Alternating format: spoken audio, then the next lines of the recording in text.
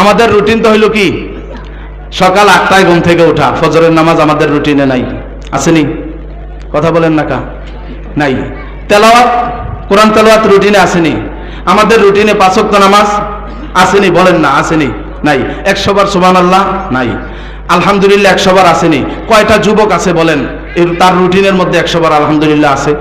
আল্লাহু আকবার 100 বার আছে, লা ইলাহা ইল্লাল্লাহ 100 বার আছে, দুরূদ শরীফ 100 বার আছে। এগুলো তো সহজ আমল। কোরআন তেলাওয়াত আছে, এগুলো তো সহজ আমল ছিল না? তাহাজ্জুদ, আওয়াবিন নামাজ, ইশরাকের নামাজ, এগুলো রুটিনের মধ্যে নাই। রুটিনের মধ্যে আছে সে প্রতিদিন মোবাইল দেখবে, একদিনও কাজা নাই। মোবাইল প্রতিদিন, বলেন ইউটিউবে প্রতিদিন ঢুকে, ফেসবুকে প্রতিদিন ঢুকে, শুধু প্রতিদিন না তো প্রতি ঘন্টায়, বলেন না প্রতি। আরে চাকরি করতেছে, ডিউটিতে আছে, এরপরেও মোবাইল গুতাইতেছে, ঠিক না? আর বৈশা রয়েছে বাসের ভিতরে, এবারও মোবাইল নিয়ে আসে। এমনও আছে যে ড্রাইভিং করে, গাড়ি চালাইতেছে, হে তো মোবাইল একটা লাগাইয়া, হুন্ডা চালায় এখন যুবকেরা, মোবাইলের স্ট্যান্ড একটা লাগাইয়া বাস হুন্ডা চালাইতেছে আর এই মোবাইল।